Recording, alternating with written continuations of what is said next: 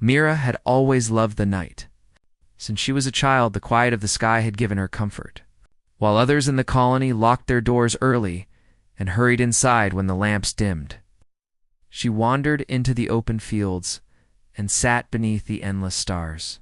At the age of 20, she was no longer the child who used to lie in the grass counting constellations, but the habit had not left her.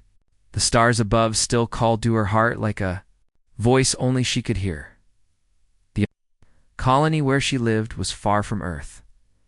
It was a small settlement built on the edge of a valley where the soil was fertile and the air thin but breathable. A dome shielded the heart of the colony, protecting houses, markets, and workshops. But outside the dome stretched wide plains with rivers like silver threads under the moonlight. Mira often walked beyond the safe walls, climbing the gentle hills that overlooked the valley. Her father used to warn her that the night was dangerous, that shadows might hide things the human eye could not see.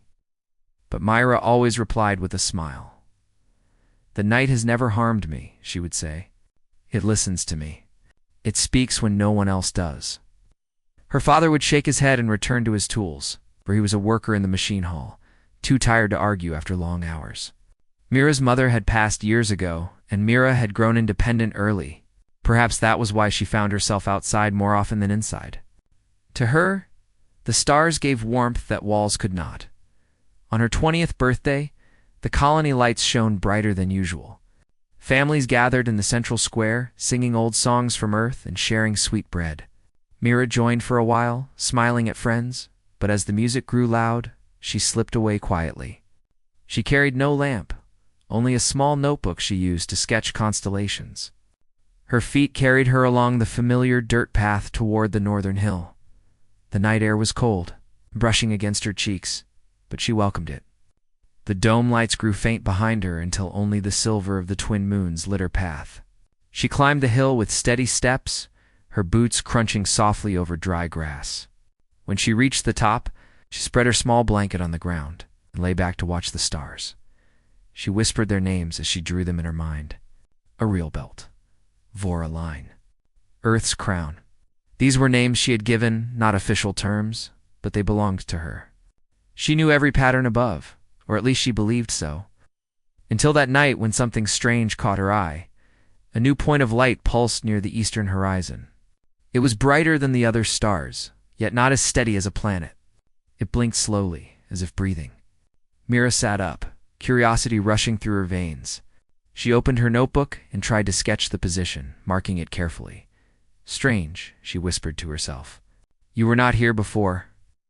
The wind carried her voice across the hill, and she felt an odd shiver, as though the stars themselves were listening, and then she heard footsteps. Mira froze. No one ever came to this hill at night. She turned her head, and from the shadows of the tall grass, a figure appeared. At first, she thought it must be a colonist who had followed her. But as the figure drew closer, something about him seemed unusual.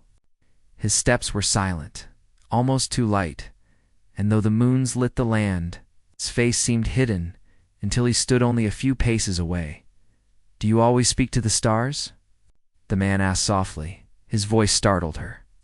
It was calm, deep, and carried no harshness. Mira's heart raced, but not with fear. Instead, she felt a strange calmness, as if she had been expecting him without knowing it. "Yes," she replied, clutching her notebook against her chest. "And they answer sometimes, though not with words." The man smiled faintly. Now she could see him more clearly. He looked human, or almost human, dressed in simple, dark clothes that blended with the night. His eyes reflected the starlight in a way she had never seen before. Glowing faintly like water under the moon, "You see patterns," he said, "but you also feel them. That is rare." Mira frowned. "Who are you?" "You're not from the colony." "No," he answered without hesitation. "I walk where most do not. The night sky is my road." His words confused her, yet they carried a weight of truth. She studied him carefully. He looked no older than 25, yet his presence felt ancient, like someone who had watched countless nights. "What do you mean by the night sky is your road?" Mira asked, curiosity overcoming caution. The man sat on the grass a short distance from her, careful not to intrude. "My name is Aaron," he said, "and I move between stars. Not with ships or engines, but with the silence that connects them. To most, it is only darkness. To me, it is a path." Mira's breath caught. She almost laughed, thinking it a trick or a story. But his tone was steady, and his gaze never wavered. "That is impossible," she whispered. "No one can travel without ships." "Impossible to some," Aaron said gently, "but not to all. I am here after all." Silence fell between them. Mira looked at the blinking star near the horizon, and then back at Aaron. A strange thought entered her mind. "That light," she said slowly, pointing east. "Is that you?" Aaron followed her gaze, then nodded slightly. "Part of me, yes. I arrive where I am needed, and tonight I arrive here." Mira hugged her knees, trying to understand. "Why here? Why me?" Aaron's eyes softened. "Because you are the one who watches the stars when others sleep. You see not only what is there, but what is missing. That gift is rare among your kind." Mira felt her cheeks warm. She had always thought her nightly habit was strange, even childish, but hearing him speak made it sound important. Still, doubt lingered. "You talk as if you know humans well," she said carefully. "I do," Aaron replied. "I have seen many worlds where humans walk. I have seen them work, build, love, and struggle. Other beings do not understand you, Mira. They think your people are weak because you are young in the stars. But there is something in you that does not fade. Something that grows stronger in the night, when fear should win." Mira's chest tightened. His words stirred something deep in her heart, something she had never been able to explain. The nights had always given her courage, even when the colony spoke of shadows. She looked at him with searching eyes. "Why are you telling me this?" "Because," Aaron said quietly, "darkness is moving closer to your world. You will need to remember that courage. And I cannot stay forever." The night wind grew stronger, rustling the grass. She wanted to ask what danger he meant, but part of her feared the answer. Instead, she asked the question that weighed most heavily. "If you leave, will I see you again?" Aaron's gaze lifted to the stars. For a long moment, he said nothing. Then he turned back to her, his faint smile returning. "The stars connect all who look at them. If you remember that, you will never truly be alone." The words settled into her like a secret promise. For the rest of the night, they sat together in quiet conversation. Aaron spoke of distant skies, of places where suns burned blue and oceans glowed in the dark. Mira listened with wide eyes, sketching his stories in her notebook. She shared her small dreams, her wish to understand the universe beyond the colony walls. When the first light of dawn touched the valley, Aaron stood. His figure seemed to blend with the fading stars. Mira rose too, clutching her notebook, afraid he might vanish without a word. "You changed my night," she whispered. Aaron looked at her one last time. "And you changed mine. Remember that strength, Mira? The night will test you, but it will also guide you." With that, he turned and walked into the tall grass. For a moment, she thought he might leave footprints, but the ground remained untouched. He was gone, as silently as he had come. Mira stood alone on the hill, but her heart no longer felt the weight of solitude. She pressed her notebook close. The pages filled with stars and stories, and she whispered to the sky, "I will not forget." The colony below stirred with the beginning of day, unaware that the night had brought something extraordinary. Mira walked back slowly, her steps lighter, her eyes brighter. At the age of 20, she had met the man who changed her nights forever. Mira returned to the colony at dawn, her thoughts filled with the memory of Aaron. The morning light warmed the valley, but she felt a quiet fire inside her that came from something deeper than the sun. She had spoken with a man who claimed to walk between stars. His words had been strange, even impossible, but her heart told her that he was not a dream. He was real, and he had chosen to speak with her for the rest of the day. She worked in the small learning hall where she helped teach younger children how to read and draw. She smiled at them and guided their hands across the tablets. But part of her mind remained far away. When the other teachers laughed about small troubles, or when the children argued over simple games, Mira heard Aaron's voice echoing in her thoughts. Darkness is moving closer to your world. You will need to remember that, courage. The words carried weight. She did not understand what darkness he spoke of, but she felt it was not just a story. And she could not ignore the strange light she had seen pulsing in the eastern sky the night before. When evening came, Mira excused herself early. The other colonists celebrated in the square again, trading food and songs. She moved quietly through the streets and left the dome once more. Her feet carried her back to the northern hill, as if guided by something greater than her own will. The night greeted her with silence. Only the soft hum of insects and the cool touch of the wind. She spread her blanket again and looked up. The strange, blinking star was still there, brighter than before, and then she heard the soft sound of footsteps on the grass. Her heart leaped. She sat up, and soon the familiar figure appeared, stepping out of the shadows. Aaron's presence was calm, yet it filled the night with a quiet power. "You came back," Mira whispered. "You expected me not to." His tone carried a faint smile. "I wasn't sure." She lowered her eyes. "Maybe I thought you would disappear forever like a dream." Aaron sat down a short distance from her. "Dreams fade with the light. I do not. At least, not yet." They sat in silence for a moment, the stars shining above. Then Mira asked the question that had been pressing on her heart all day. "Last night you spoke of humans.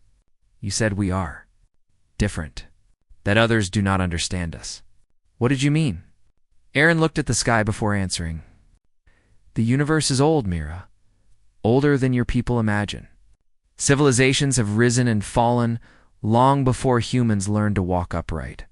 Some have mastered powers you cannot yet name. Some have vanished into silence, and some still watch the stars, studying every new voice that rises." His words sent a shiver through her. "You mean there are others watching us?" "Yes, many. They look at Earth and its colonies and see a young race, reckless and fragile. They do not fear you. They believe your kind will break under pressure, as others have before." Mira clenched her notebook tightly. "But we survived leaving Earth. We built colonies. We live on worlds that were once empty." Aaron's eyes softened. "Yes, and that is why I am here. Because some of us see what others cannot. Humans carry something unusual. You stumble, yet you rise again. You doubt, yet you keep moving. You fear, yet in fear you find courage. That spirit is not common in the galaxy." Mira felt her chest swell with pride and confusion all at once. She had never thought of herself, or of humans, in such a way. "Why tell me this?" she asked quietly. "Because Aaron said, lowering his voice, there are shadows approaching this world. They want to measure humanity, to test if you are truly worthy of the stars." Mira's hands trembled. "What kind of shadows?" "Not the kind that fall from the sun," Aaron replied, "but the kind that move in silence between systems. They are not cruel for pleasure. They are not merciful either. They are watchers who press until something breaks. If you survive, they will accept you. If you fail, they will leave only silence." Mira stared at him, fear rising in her chest. "And what if we do fail?" Aaron's eyes grew heavy, like the weight of endless nights lay within them. "Then humanity becomes another forgotten story." She looked away, her breath unsteady. The idea was too large, too heavy. Her small colony, her small life, how could they matter in something so vast? Yet Aaron's voice held no mockery, only truth. After a long pause, she asked, "And what about you? Why are you here? If you are not one of us, then why care what happens to humanity?" Aaron studied her face for a moment. "Because I walk many paths. I have seen races that gave up before the first trial. I have seen others that fought until nothing remained of them. But you, Mira, your people have a light that grows brighter in the darkest hour. That light deserves a chance." Mira felt her throat tighten. She wanted to believe him, but doubt still pressed at her. How can one girl from one colony matter in all of this? Aaron leaned closer, his eyes reflecting the starlight. "Because every great flame begins with a small spark. You watch the stars when others close their eyes. You see what others miss? That is why I came to you." Her heart pounded. She hugged her notebook tightly as if it could anchor her. "You really believe that? I would not be here if I did not." The night stretched around them, filled with a silence that seemed alive. Myra's fear began to shift into determination. She could not yet understand the scale of what Aaron spoke of, but she knew one thing. She wanted to prove that humanity was not weak. She asked him about the worlds he had seen, and Aaron told her. He spoke of planets with skies that glowed green, of oceans that sang when the wind passed over them, of cities built inside crystal mountains by beings older than human memory. Mira listened with wonder, her pen moving quickly to capture his words in sketches and notes. "Do they ever come here?" she asked softly. "Some," Aaron replied, "but most watch from afar. They wait, they measure. They do not understand why humans cling so fiercely to hope." Mira tilted her head. "Maybe because hope is all we have." Aaron looked at her for a long time, then nodded. "Yes, and that is why you may yet surprise them." They spoke until the moons dipped lower in the sky. At times, silence stretched between them, but it was not empty. It was the silence of two people who shared something unspoken. Before he left, Mira asked one last question. "If darkness is coming, what can I do?" "I am only one person." Aaron stood, his figure tall against the fading stars. "One person who stands can teach others to stand. When fear spreads, courage is not found in numbers.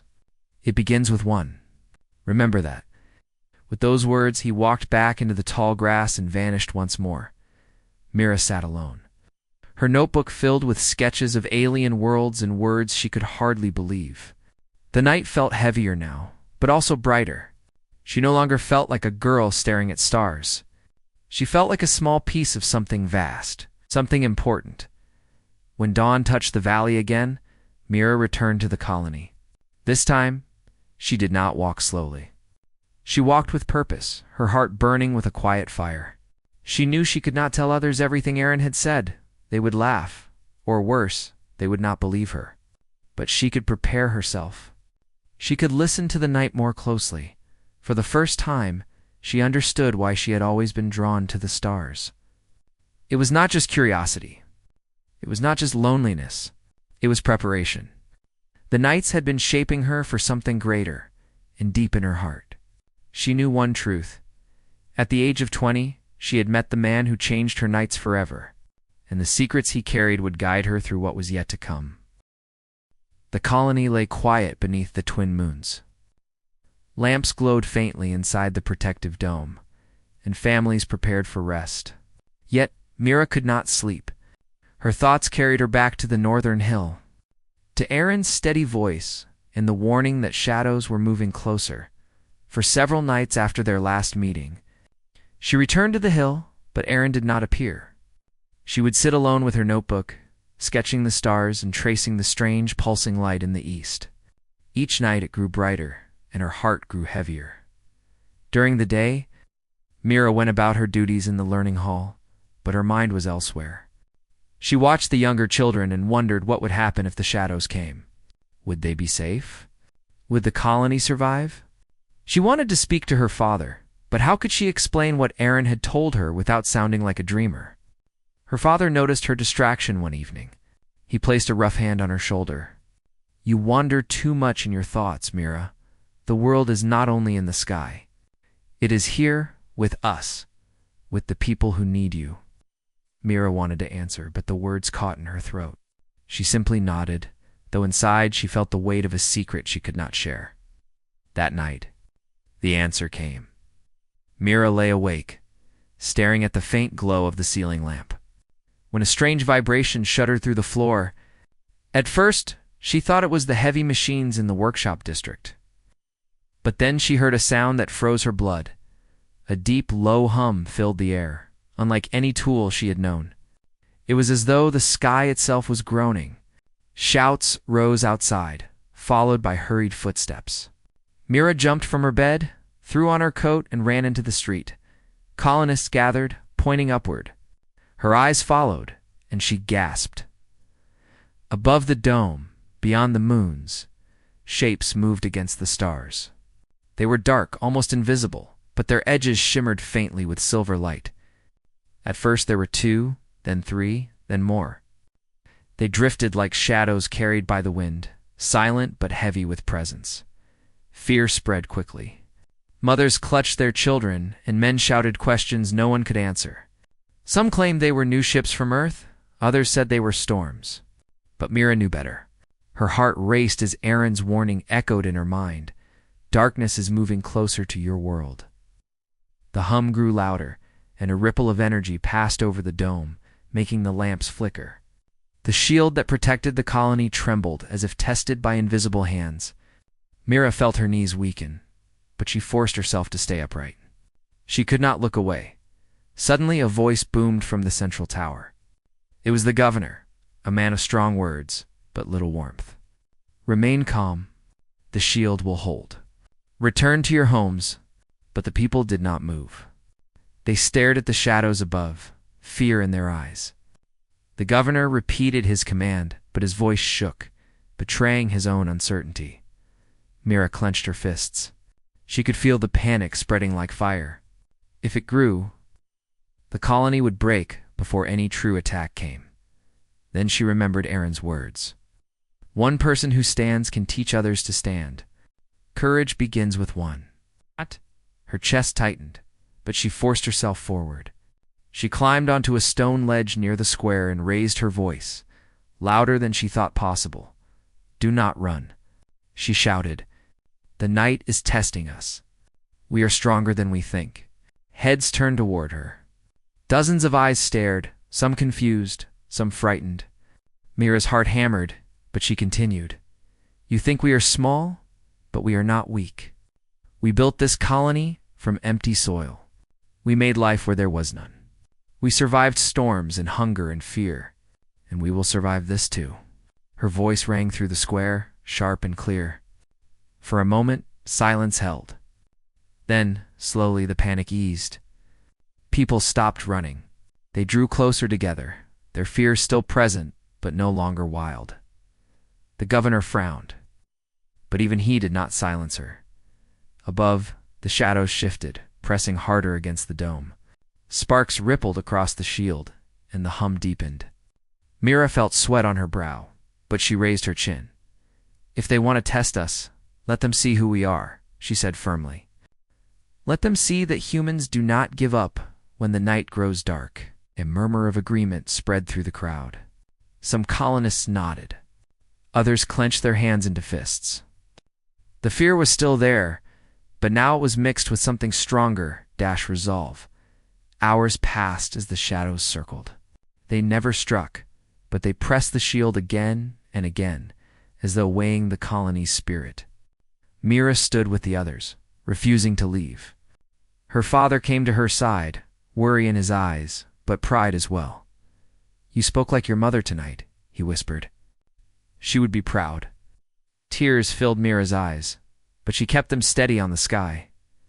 Near dawn, the shadows began to drift away. The hum faded, and the shield light steadied. Slowly, the stars returned, sharp and clear. The colonists exhaled as one, relief rushing through them. Some wept, others embraced. Mira sank to her knees, exhausted, but her heart glowed. She knew the danger was not gone, only delayed. But they had faced it together. As the sun rose, she walked alone to the northern hill. Her legs ached, but she needed to be there. She needed answers, and there he was. Aaron stood in the grass, his dark clothes blending with the fading shadows. His eyes glowed faintly, reflecting the light of dawn. You saw them, he said softly. Mira nodded, her throat tight. The shadows you warned me about. They came. And you stood, Aaron replied. You did not let fear break you. That is the beginning. Mira dropped onto the grass, tears spilling down her cheeks. I was so afraid. I thought the shield would fall. I thought we would all be lost. Aaron knelt beside her, his voice gentle. Fear is natural. Courage is what you did despite it. That is what makes you human. She looked at him, searching his face. Was it only a test? Or will they come again?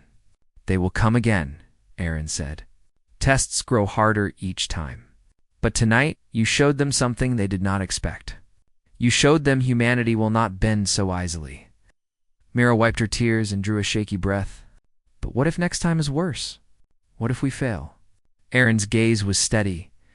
Then you rise again. That is your strength. You stumble, but you stand. That is why I believe in you. The words sank deep into her, steadying her heart. She closed her notebook, which she had carried even through the long night, and whispered, I will not stop. I will not let them see weakness. Aaron placed a hand over hers, light and steady. Then you will not walk alone. Remember that. The sun rose higher, painting the valley in gold. The colony stirred below, weary but alive. Mira sat beside Aaron, her heart filled with both fear and hope. She knew the trials were not over, but she also knew that something had changed. The shadows had come, and they had not broken, at the age of 20. Myra had found her voice, and through it, the colony had found its courage. The night of shadows had not ended them. Instead, it had begun something greater. The colony lay in quiet after the longest night it had ever endured. The sun had begun its slow climb over the horizon, painting the valley with warm gold and soft pinks. Lamps within the dome flickered and dimmed as natural light replaced artificial glow. Families emerged from their homes, tired but alive. The fear that had gripped them hours before now transformed into cautious relief. Mira stood atop the northern hill, watching the colony below. Her hair, still tangled from the sleepless night, caught the sunlight, and she shielded her eyes against the glare. She had been awake since the first tremor of the shield had echoed through the valley. Every moment of fear had burned into her memory. But so had the courage she had inspired in others. Below, the colonists moved slowly, speaking in hushed tones.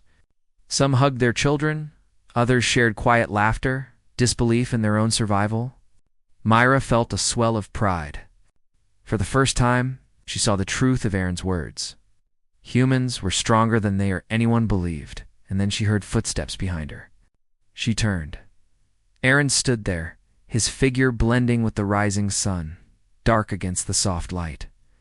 His eyes reflected the colors of dawn, calm yet full of weight. Mira's heart leapt. You came, she said softly. I always come, he replied. His voice was steady, the kind of voice that carried assurance through doubt. I watched. You have learned well. Mira studied him. We survived. The colony survived, but it was only the first night. What if the next test is harder? Aaron nodded, as if expecting her question. It will be harder.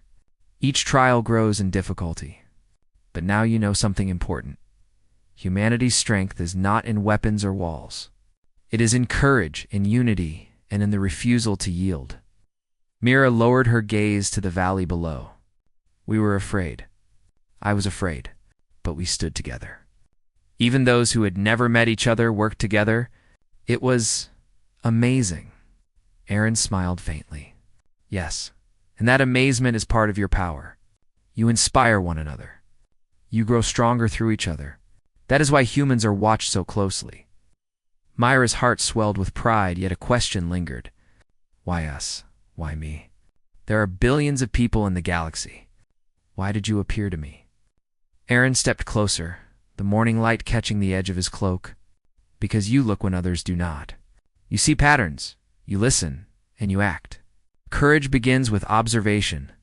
You are a spark, Mira, and the spark must ignite the flame. Her throat tightened. She had never felt so small and so important at the same time. What happens now? Do the shadows return? They may, Aaron said, but you will not face them alone. You have learned to stand, to guide, and to lead. Others will follow your example. Mira took a deep breath and turned back to the valley. The colonists were moving, tending to the damaged shields and equipment. Even in their exhaustion, there was determination.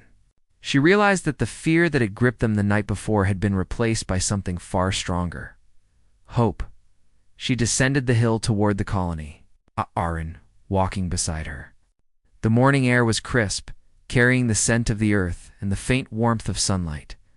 Myra's steps were steady now, filled with purpose. When they reached the central square, The governor and other leaders were already surveying the damage. Mira raised her voice to speak, and the crowd turned to listen. "Everyone," she began, "we faced the night together. We feared the unknown, but we stood. That is why we survived, and that is why we will continue to survive. The darkness may return, but so will our courage." A murmur of agreement spread through the colony. People nodded, some smiled, others held their hands to their chests, feeling the weight of their own bravery. Myra looked at each of them and felt a connection stronger than any fear. The governor stepped forward, his face serious but his eyes softened. "This young woman speaks the truth. We have been tested, and we have not failed. Mira, your courage inspired us all." Mira shook her head slightly. "It was not only me. Every person here stood, and every person made a difference. Together, we are stronger than any shadow." Aaron watched silently, pride in his eyes. Then he spoke, his voice carrying through the square. "Humanity is often underestimated. Other civilizations believe you fragile, slow, or weak. They are wrong. You endure, adapt, and inspire. You shine brightest in the darkest hours." The colonists stared at him in astonishment.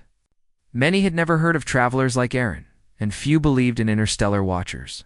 Yet something about his presence, calm, unshakable, and wise, compelled them to listen. Mira stepped closer to him. "Why me? Why did you choose to appear to me and not another?" Aaron's gaze met hers. "Because you have the courage to act when others hesitate. You have the curiosity to see beyond fear. You understand that strength is not always measured in power but in will, and that will must begin somewhere." Mira felt a warm rush in her chest. For the first time, she understood her own importance, not as a ruler or a hero, but as a catalyst for the strength of others. Over the next days, the colony repaired itself, each person contributing in whatever way they could.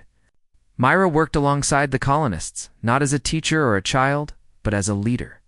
She organized teams to inspect the shields, guide the children, and encourage those who had been too afraid to move. And always, she remembered Aaron's words. One evening, after the work was done, she returned to the northern hill. Aaron appeared once more, as if he had been waiting. "You have done well," he said, his voice carrying the calm of the stars. "You have proven yourself and your people. The shadows have seen the courage of humans, and they are surprised. That is a rare gift." Mira smiled, though fatigue showed in her eyes. "We survived, but I know it will not end here. They may come again." Myra nodded. "Yes, the universe tests those who seek to rise. But you have shown something important, that even in fear, humanity does not falter. You shine when others might crumble. That is why your kind is special." She looked at him. "Will you stay?" Aaron shook his head gently. "My path is long. I cannot remain with one colony forever, but I will return if needed. And you, Myra, will continue to stand when I am not here." Myra's throat tightened. She had grown used to his guidance, to the feeling of certainty he brought. Yet she understood. He was not theirs to keep. His presence was a gift, a lesson, a spark. "I will remember everything," she said. "Every word, every lesson. I will not forget." Aaron smiled faintly. "Then you are ready." The sun rose fully over the valley, casting light across the hills, rivers, and plains. The colony stretched awake, alive and strong. Mira stood beside Aaron, feeling the warmth of the day and the promise of tomorrow. "You have changed me," she whispered. "And you have changed the night," he replied. For hours, they watched the colony. Mira felt hope bloomed within her chest. She knew challenges would come, shadows would return. But humanity had learned a truth that could not be taken away. Courage grows brightest when tested, and together they could endure anything. The day passed with quiet celebration. The colonists shared stories of bravery, of small acts that had made a difference. Mira listened, realizing that the courage of one inspired the courage of many. She understood that leadership was not in commanding, but in standing, showing the way, and allowing others to shine. At dusk, Mira returned once more to the hill. The moons rose, casting silver light across the valley. She opened her notebook, drawing the stars, the shadows, and the outline of Aaron's figure. A soft breeze whispered across the grass. She felt his presence even before she saw him. Aaron appeared calm and steady, as if he had never left. "You have grown," he said simply. Mira nodded. "I have learned more than I ever imagined, and I know I will continue to learn." Aaron's eyes reflected the moons above. "That is the way of humanity. You rise, you endure, and you teach others to rise with you. That is why the galaxy watches. That is why I am here." She smiled softly. "Then you believe in us." "I do," he said, "because I have seen what others cannot, and now the shadows know it too." Myra felt a calm settle over her.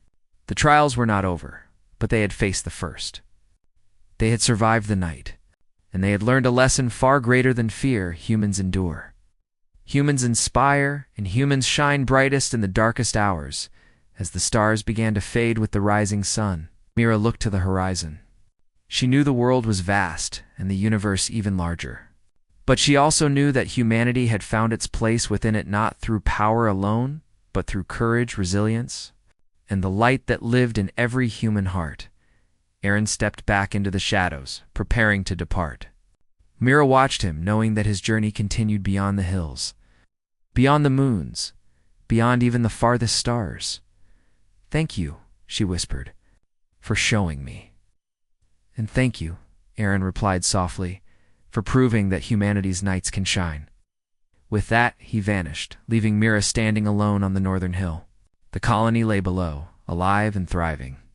The suns rose higher, and the air carried warmth and hope. Mira closed her notebook and inhaled deeply, feeling the weight of responsibility, the pride of her people, and the promise of what was yet to come. At the age of 20, Mira understood fully what Aaron had meant. Humanity was special, and she had a role to play. The nights would come, shadows would test them again. But the dawn would always rise, and this dawn, after darkness, belonged to them.